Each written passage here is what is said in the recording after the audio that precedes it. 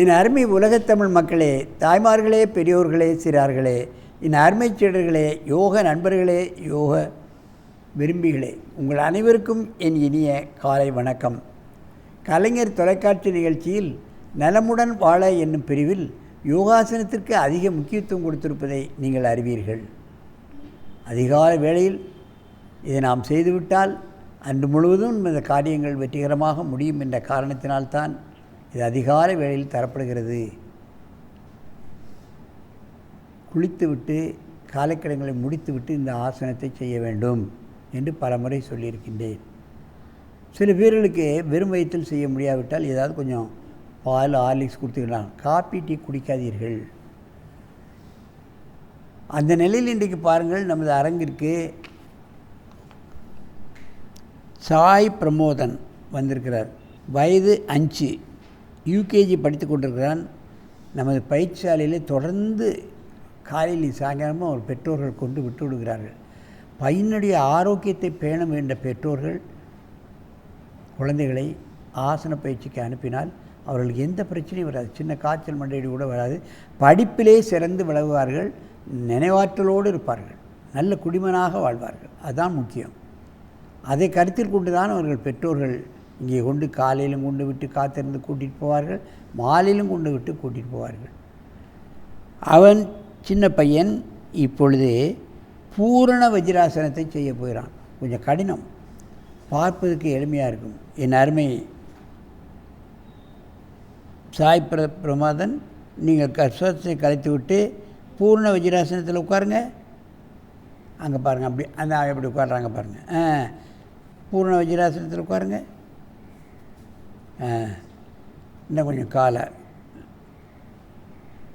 பார்ப்பதற்கு எளிமையான ஆசனம். கால் மண்டி போட்டே சில பேரால் உட்கார முடியாது, முட்டி வலிக்கும்.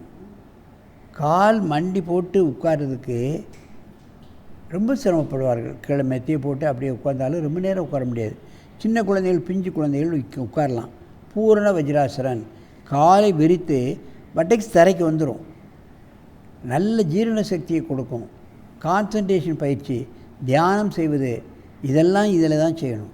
வஜ்ராசனத்தில் திடமான மனசு ஏற்படும், நன்றாக ஜீரணமாகும்.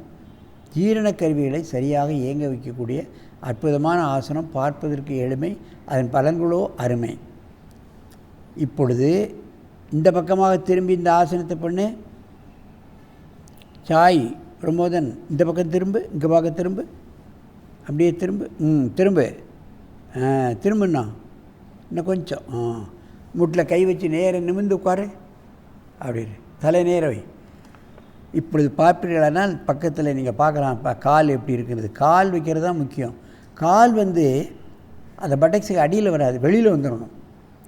அது மாதிரி உட்காரவே முடியாது. நீங்கள் உட்கார்ந்து பார்த்தால்தான் தெரியும். ஏனென்றால் முட்டு இறுகி விடுகிறது, பந்துக்கிண்ண முட்டு இறுகி விடுகிறது. ஆகவே இந்த ஆசனம் செய்ய முடியாது. பார்ப்பதற்குத்தான் இது எளிமையாக இருக்கிற மாதிரி தெரியும். கால், கணுக்கால் ஃப்ளெக்சிபிளாகும், முட்டு ஃப்ளெக்சிபிளாகும், இந்த பந்துக்கிண்ண முட்டும் ஃப்ளெக்சிபிளாகும். சில பேர்களுக்கு இளம் வயதிலேயே ஒரு 30 வயசு 45 வயசுக்குள்ளேயே நடக்க முடியாது. முட்டு வலி வந்து விடுகிறது, இடுப்பு வலி, பந்துக்கிண்ண முட்டு வலி வந்து விடுகிறது. இந்த ஆசனம் ஒன்றே சரியாகிவிடும். உட்கார முடியாவிட்டால் ஒரு சதுர மெத்தையை வச்சு அது மேலே உட்கார்ந்து பழகினால் காலுடைய பிரச்சனை வராது. அதைத்தான் நாம் கவனிக்க வேண்டும். அப்படியே நேராக திரும்பி உட்காரு, நேராக அங்கே பார்க்க உட்காரு, திரும்பு இன்னும். ஆகவே வஜ்ராசனம் என்பது ஏதோ கடினமான ஆசனம் என்று நீங்கள் கருத வேண்டாம். இது ஒரு இலகுவான ஆசனம், எல்லோருக்கும் அதிகப்படியான பலம் தரக்கூடிய ஆசனம், எந்த வயசிலும் செய்யக்கூடிய ஆசனம்.